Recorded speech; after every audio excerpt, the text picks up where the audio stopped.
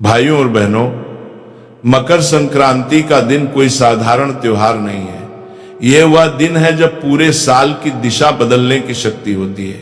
शास्त्रों में कहा गया है कि जिस दिन सूर्य देव अपनी चाल बदलते हैं उसी दिन मनुष्य के भाग्य की दिशा भी बदल सकती है। और यही कारण है कि मकर संक्रांति को साल का सबसे गहरा, सबसे प्रभावशाली और सबसे निर्णायक दिन माना गया है। लेकिन अफसोस की बात यह है कि आज के समय में लोग इस दिन को केवल पतंग उड़ाने, तिल गुड़ खाने और पकवान बनाने तक सीमित कर देते हैं, जबकि इस दिन एक ऐसा गुप्त और सरल उपाय बताया गया है जो जीवन की बड़ी से बड़ी परेशानियों को जड़ से समाप्त कर सकता है। दोस्तों, आज मैं आपको उसी उपाय के बारे में बताने जा रहा हूं। यह उपाय सुनने में बहुत छोटा लगेगा, इतना छोटा कि कई लोग इसे नजरअंदाज कर देंगे, लेकिन याद रखिए, शास्त्रों में कहा गया है कि कभी कभी सबसे छोटे उपाय ही सबसे बड़े परिणाम देते हैं। मकर संक्रांति के दिन यदि कोई व्यक्ति चुपचाप बिना किसी को बताए पूरी श्रद्धा और सही नियमों के साथ गौ माता को एक विशेष वस्तु खिला देता है तो उसके जीवन में धन, अन्न, सुख और शांति की कभी कमी नहीं रहती। इतना ही नहीं, उसके जीवन से पितृदोष, ग्रह दोष और वास्तु दोष जैसे भारी दोष भी धीरे धीरे समाप्त होने लगते हैं। यह कोई सामान्य संयोग नहीं है। कहा गया है कि पूरे 752 वर्षों के बाद मकर संक्रांति पर ऐसा अद्भुत योग बन रहा है जिसमें किया गया है छोटा सा कर्म 7 जन्मों तक फल देता है।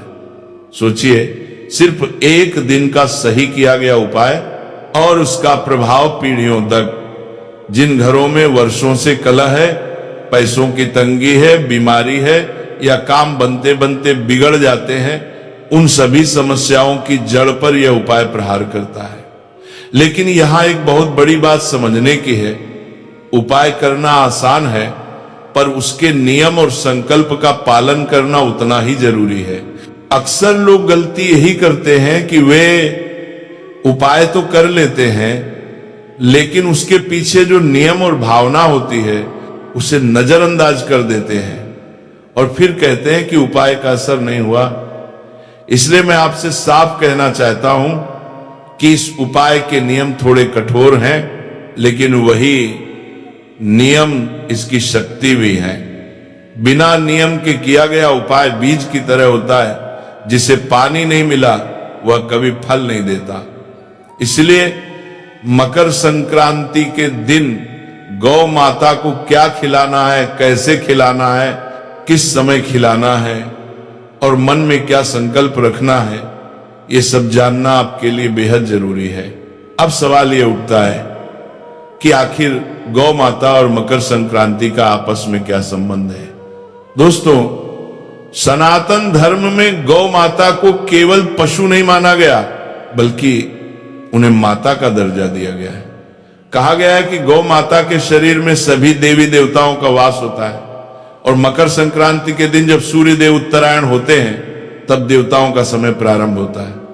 यानी यह दिन देव शक्तियों को प्रसन्न करने का सबसे श्रेष्ठ अवसर होता है। ऐसे में गौ माता को श्रद्धा से अर्पण किया गया थोड़ा सा अन्न भी सीधे देवताओं तक पहुंचता है।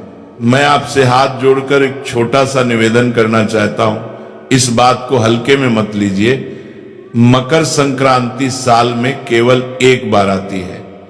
यह कोई रोज मिलने वाला अवसर नहीं है। अगर आपने इस दिन को यूं ही गंवा दिया तो पूरे साल वही समस्याएं, वही परेशानियां और वही संघर्ष दोबारा आपका इंतजार करेंगे। लेकिन अगर आपने इस दिन सही भाव, सही नियम और सही संकल्प के साथ ये उपाय कर लिया तो आने वाला समय आपको खुद बताएगा कि आपने कितना बड़ा निर्णय लिया था।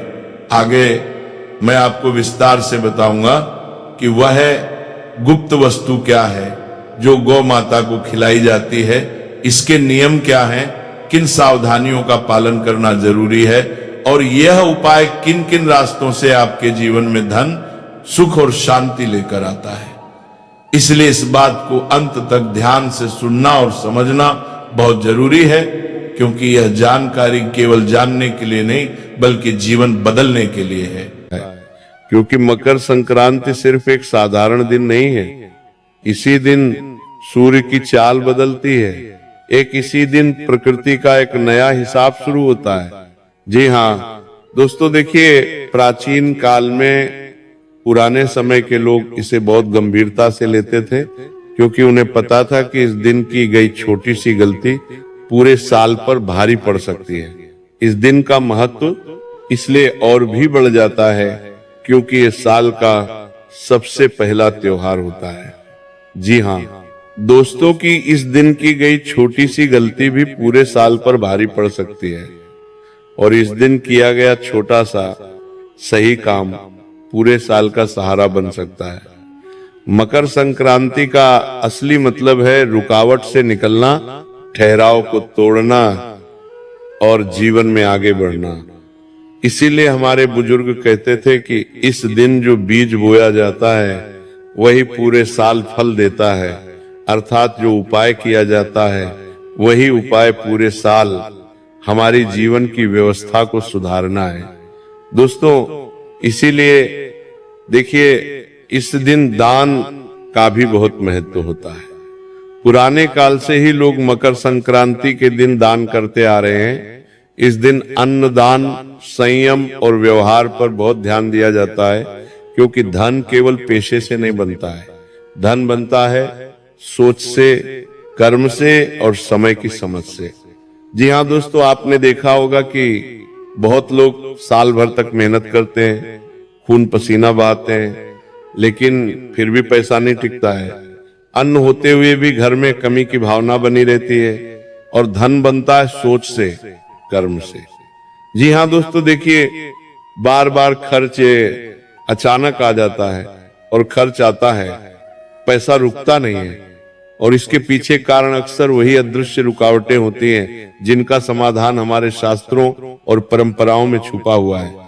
देखिए मकर संक्रांति पर तिल और गुड़ इसलिए खाए जाते हैं क्योंकि तिल त्याग का प्रतीक है और गुड़ मिठास का, यानी जीवन में कड़वाहट को छोड़कर मिठास अपनाने का संकेत है। इस दिन दान इसलिए कहा गया है क्योंकि जब सूर्य दिशा बदलता है तब अहंकार छोड़ना सबसे जरूरी होता है। पुराने समय में लोग इस दिन ज्यादा बोलते नहीं थे, झगड़ा नहीं करते थे, और किसी भूखे को देखकर अनदेखा नहीं करते थे। जी हाँ दोस्तों, क्योंकि माना जाता था कि इस दिन की गई उपेक्षा सीधे भाग्य में दर्ज हो जाती है। इस दिन किए गए कर्म सीधे भाग्य की किस्मत की दिशा को बदल देते हैं। जी हाँ दोस्तों, इसलिए कहा गया है कि मकर संक्रांति का पर्व साधारण नहीं माना गया है। अब यहाँ एक बहुत गहरी बात आती है जिसे बहुत कम लोग समझते हैं। मकर संक्रांति पर प्रकृति सुनती है, लेकिन शोर नहीं सुनती, दिखावा नहीं देखती। मकर संक्रांति का पर्व है सिर्फ भावना और मौन को, किए गए कर्मों को ही पहचानना, यानी कि जो गुप्त उपाय और जो गुप्त कार्य अगर हम मौन रहकर करेंगे, सबसे छुपा कर करेंगे, तभी उसका फल हमें प्राप्त होगा। दोस्तों, इसीलिए जो लोग इस दिन कैमरा लगाकर लोगों को दिखाकर दान करते हैं, उन्हें संतोष तो मिलता है लेकिन स्थायी फल नहीं। क्योंकि देखिए आज के समय में लोगों ने दान पुण्य को भी एक ट्रेंडिंग टॉपिक बना दिया है। गौशाला में लोग जा रहे हैं तो वहां पर फोन निकाल कर खड़े हो जाते हैं, गाय माता को चारा खिलाते हैं, किसी अन्य और धन का किसी गरीब को दान कर रहे तो उनके साथ फोटो खिंचवाते हैं, वीडियो बनाने लग जाते हैं, लोगों को दिखावा करते हैं। लेकिन शास्त्रों में बताया गया है कि दो चीजें हमें हमेशा लोगों से छुपा कर करना चाहिए, पहला दान और दूसरा पूजा पाठ और ध्यान। क्योंकि ये दो चीज जितनी छुपी हुई रहेंगी उतना फल आपको मिलेगा। जल्दी ही तो देखिए कि अब धीरे धीरे मैं आपको उस दिशा में ले जा रहा हूं जहां असली रहस्य छुपा है। लेकिन उससे पहले यह समझना जरूरी है कि गाय को हमारे शास्त्रों में इतना ऊंचा स्थान क्यों दिया गया है। जी हाँ दोस्तों, क्योंकि देखिए ये उपाय सिर्फ गौ माता पर ही निर्भर करेगा और उस इंसान पर निर्भर करेगा जो इंसान ये उपाय कर रहा है। तो आज ये उपाय किस तरह से अपनी दिव्य शक्ति तुम्हें दिखाएगा, ये उपाय किस तरह से तुम्हारे जीवन से अंधकार को मिटाएगा, ये उपाय किस तरह से तुम्हारे जीवन में खुशियों की रोशनी लेकर आएगा। हर एक बात समझ लेना, हर एक बात अच्छे से सुन लेना, क्योंकि अगर तुमने अनसुना किया या तुम कोई बात भूल गए तो ये उपाय अपना नकारात्मक असर भी दिखा सकता है। यानी कि तुम तो सोचोगे कि यार मैंने तो जीवन में अपना अच्छा, अपना भला करने के लिए उपाय किया था, लेकिन मेरे साथ बुरा क्यों हो गया। इसके पीछे का कारण यही होगा कि तुमने एक एक बात को अच्छे से नहीं समझा होगा या एक एक बात को अच्छे से नहीं सुना होगा। देखिए दोस्तों, मैं आपको बताता हूं कि गाय को हमारे शास्त्र में इतना ऊंचा स्थान क्यों दिया गया है कि गाय तो सिर्फ एक प्राणी है, गाय तो सिर्फ एक पशु है तो नहीं। देखिए, गौ माता तुम्हारे पूरे जीवन से संबंध रखती है। गौ माता के अंदर ही तुम्हारे जीवन के ना जाने कितने रहस्य छुपे हुए हैं। जब किसी व्यक्ति की मृत्यु हो जाती है तो हम क्यों उसके नाम का गौ माता को चारा डालते हैं। क्या तुमने कभी सोचा है, जब जीवन में दुख आता है, तकलीफ आती है और बीमारी आती है, तो हम क्यों गौ माता को याद करके गौ माता को भोजन खिलाते हैं। देखिए, गौ माता कोई साधारण पशु नहीं है। जी हाँ दोस्तों, गाय को माता इसलिए नहीं कहा गया कि वो सिर्फ दूध देती है, बल्कि इसलिए कि वो बिना मांगे देती है, बिना शिकायत के सहती है और बदले में कुछ नहीं चाहती। तो यही प्रकृति का स्वभाव है।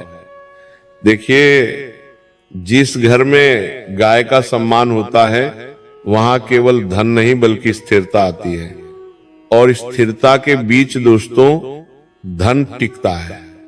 जी हाँ, लेकिन ध्यान रखिए, यहां मैं किसी को दिखाने वाला उपाय नहीं बता रहा, ना ही कोई ऐसा काम जो बाजार में बिकता हो, क्योंकि मैं गारंटी के साथ कहता हूं कि पूरे YouTube पर आपको आज से पहले इस उपाय के बारे में किसी ने नहीं बताया होगा ना, किसी कथावाचक ने बताया होगा, ना किसी गुरुजन ने बताया होगा, ना किसी विशेष पंडित या ज्ञानी ने बताया होगा, क्योंकि ये उपाय इतना गुप्त है कि इस उपाय का उल्लेख किसी भी शास्त्र में नहीं मिलता है। जी हाँ दोस्तों, ये उपाय सिर्फ किया जाता है सच्चे मन से, सच्चे दिल से, पवित्र कर्म से। जी हाँ दोस्तों, देखिए कि जो उपाय मैं बता रहा हूं वो उपाय हमेशा चुपचाप किया जाता है, और अब तक जो मैं बता रहा था वो भूमिका थी, क्योंकि अगर आप सीधे उपाय पर आ जाते तो उसका असर आधार रह जाता। अब ध्यान से सुनिए, क्योंकि यहां से बात गुप्त हो जाती है और यहीं से इस उपाय का असली महत्व और इस उपाय की असली प्रक्रिया शुरू होती है।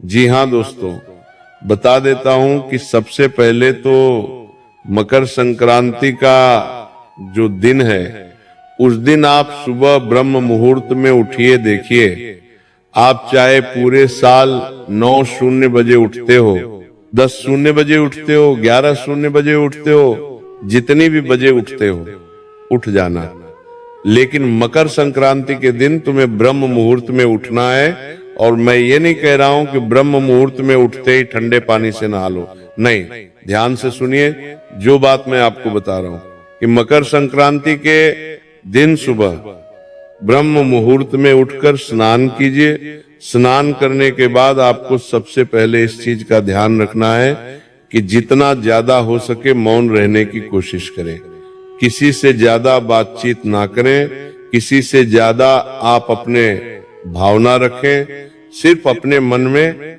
आप भगवान का स्मरण करें और भगवान का नाम लेते रहें या नाम जप करते रहें।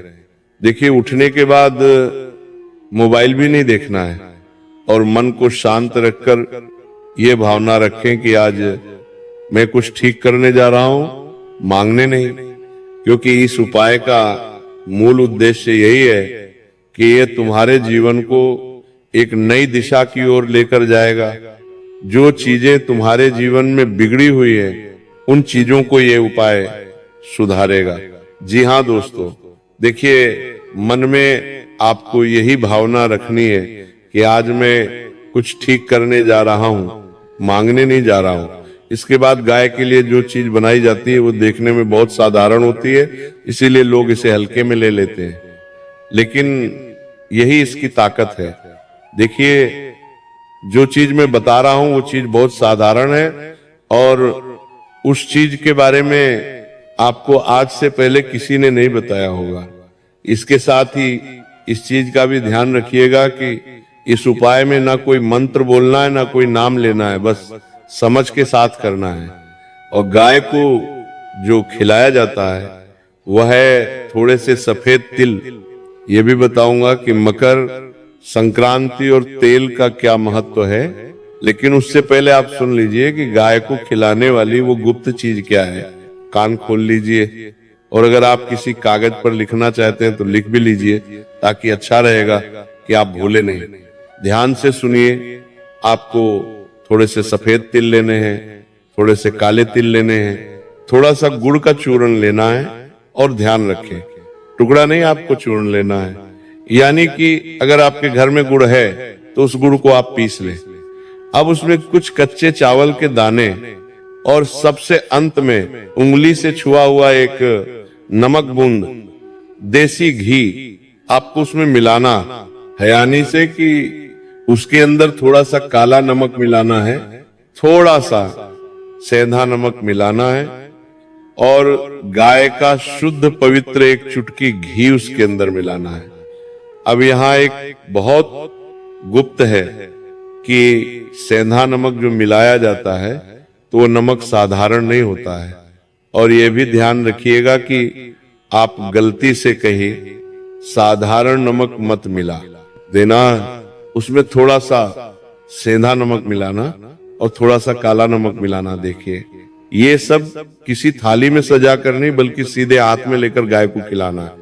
अगर आप अपनी हथेली में रखकर गाय को खिलाओगे और गाय ने अपनी जीभ से तुम्हारी हथेली को स्पर्श कर लिया, आपकी बात करने तुम्हारी बनानी नहीं, तलवार में हथेली करना, तो समझ जाना कि साक्षात माता ने तुम्हारे सारे कष्टों को अपने अंदर समाहित कर लिया है। क्योंकि देखिए, आपको मैं बता देता हूं कि ये सब चीजें अगर आप थाली में रखकर गौ माता को अर्पित करेंगे तो उतना जल्दी असर नहीं होगा। सीधे हाथ में लेकर गाय को खिलाना है। उसके बाद ध्यान रहे, ये उपाय आप कर ले तो किसी को बताना नहीं है, ना किसी को दिखाना है, और सबसे जरूरी बात, खिलाते समय कोई इच्छा नहीं बोलनी है। बिल्कुल खाली मन रखना है, शांत मन रखना है मन में किसी के प्रति, ना तो नकारात्मक भाव उत्पन्न हो, ना किसी के प्रति हम गलत सोचे, ना किसी के प्रति अच्छा सोचे। खाली मन रखना है, कोई भी आपको अपनी इच्छाएं नहीं बोलनी है। जी हाँ, बस मन में ये भावना रखना है कि जो होगा सही होगा, और जो आप माता मेरे लिए करेगी उसी में मेरी खुशी होगी, इतना बोलना है। और बता देता हूं कि अगर इसे गाय थोड़ा सा भी खा लेती है, अर्पित कर लेती है, तो समझ लीजिएगा कि संकेत मिल गया है। इसके बाद पूरे साल एक नियम अपने आप लग जाता है, आप अन्न का अपमान नहीं करेंगे। इस उपाय को करने के बाद 3 से 4 नियम है जो मैं बता रहा हूं। अन्न का अपमान नहीं करेंगे, क्योंकि अन्न किससे संबंध रखता है? मां अन्नपूर्णा से। अन्न का अपमान करोगे तो आप सीधा मां अन्नपूर्णा का अपमान करोगे। दूसरी चीज है दोस्तों कि खाने को व्यर्थ नहीं फेंकेंगे, और महीने में कम से कम एक बार किसी जानवर या किसी पक्षी के लिए चुपचाप आप कुछ खाने का रख देंगे बिना किसी को बताए। देखिए, इतना तो आप कर ही सकते हैं। हर इंसान रोज दान पुण्य तो करता ही है, तो मैं आपको कह रहा हूं कि भले आप रोज मत करना, लेकिन हर महीने आप पशु या पक्षी के लिए कुछ खाने का जरूर रख देना। क्योंकि आपको ध्यान रखना चाहिए कि कुछ भी उपाय अगर हम करते हैं तो वह उपाय तभी फल देगा जब हम उस उपाय में अपना थोड़ा सा मन, थोड़ा सा तन और थोड़ा सा धन समर्पण करेंगे, तो जी हाँ दोस्तों, बता देता हूं कि यही इस उपाय की पूरी श्रृंखला है। ये कोई चमत्कार नहीं बल्कि संतुलन है। और जब संतुलन बनता है तो अन्न और धन अपने आप रास्ता ढूंढ लेते हैं। तो यही कारण है कि पुराने लोग बिना ज्यादा कमाई भी कभी खाली नहीं रहते थे। मकर संक्रांति का यही असली रहस्य है। कम बोलो, सही करो और समय पर करो। जो इस बात को समझ गया उसके घर में कमी शब्द धीरे धीरे खुद ही निकल जाता है। जी हाँ दोस्तों, देखिए मकर संक्रांति के दिन अगर आप इस उपाय को करेंगे तो ये उपाय आपको बहुत जल्दी लाभ देगा। और उस लाभ की सीमा भी ये उपाय तय करेगा कि कितनी मात्रा में देना है और कैसे देना है। इसके बाद देखिए मैं आपको बताता हूं कि ये उपाय किस तरह अपना असर दिखाएगा।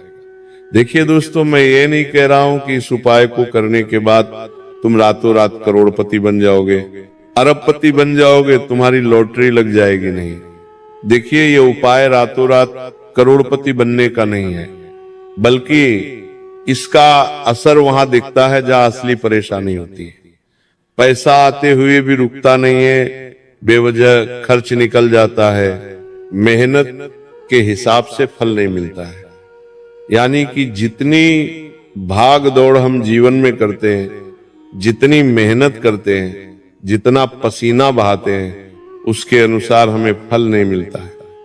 तो इस उपाय के बाद से सबसे पहले यही महसूस होता है कि पैसे का बहाव सुधारने लगता है, खर्च सोच समझकर होने लगता है और अचानक होने वाले नुकसान कम होते हैं और धीरे धीरे बचत बनने लगती है। यानी धन आता भी है और धन आपके जीवन में टिकने भी लगता है। साथ ही दोस्तों देखिए कि अगर मैं बात करूं कि इस उपाय से आपके घर परिवार में क्या असर होगा, तो देखिए घर और परिवार के मामले में इसका बहुत गहरा असर होता है। क्योंकि धन की कमी पहले मन में अशांति आती लाती है और इस उपाय के बाद घर का माहौल धीरे धीरे शांत होने लगता है। बेवजह के झगड़े कम होते हैं, घर में बैठने का मन करने लगता है और एक दूसरे की बात सुनने की क्षमता बढ़ती है। कई लोगों को यह भी अनुभव होता है कि घर में अन्न की बरकत बढ़ जाती है और थोड़े काम में चलन होता है और भोजन की कद्र अपने आप होने लगती है। यानी कि देखिए अक्सर कई घरों में ऐसा होता है कि परिवार एक साथ बैठकर भोजन खाने में असमर्थ रहता है। कभी घर का कोई व्यक्ति किसी काम में अटका हुआ है, कभी कोई व्यक्ति बाहर गया हुआ है। इस वजह से देखिए घर का जो माहौल होता है वो बिगड़ने लगता है। और शास्त्रों में बताया गया है कि हमें दिन में एक समय कम से कम पूरे परिवार को साथ बैठकर भोजन करना चाहिए। देखिए विवाह और रिश्तों की बात करें तो ये उपाय सीधे शादी कराने वाला नहीं है। आप सोच रहे होंगे कि इस उपाय को करने के बाद तो मेरे शादी विवाह के योग बन जाएंगे, मेरे तुरंत विवाह हो जाएगा। तो देखिए तुरंत विवाह तो नहीं होगा, लेकिन हाँ शादी विवाह होने के योग जरूर बनेंगे। कि रिश्तों में जो अड़चने आती है, बार बार बात बिगड़ जाना, सही रिश्ता आते आते टूट जाना, घर में मनमुटाव पर इसका असर पड़ता है। क्योंकि जब व्यक्ति के भीतर ढेर स्थिरता आती है तो रिश्तों में भी वही उड़ जाती है। विवाहित लोगों के लिए ये उपाय समझ और सहनशीलता बढ़ाता है, जिससे संबंध बहुत मजबूत होते हैं। जी हाँ दोस्तों, देखिए मानसिक स्थिति और आत्मविश्वास पर इसका प्रभाव पड़ता है। बहुत लोग बाहर से ठीक दिखते हैं, लेकिन अंदर से लगातार डर, चिंता और असुरक्षा में रहते हैं। तो ये उपाय करने के बाद मन हल्का महसूस करता है, बिना कारण की बेचैनी खत्म होती है और व्यक्ति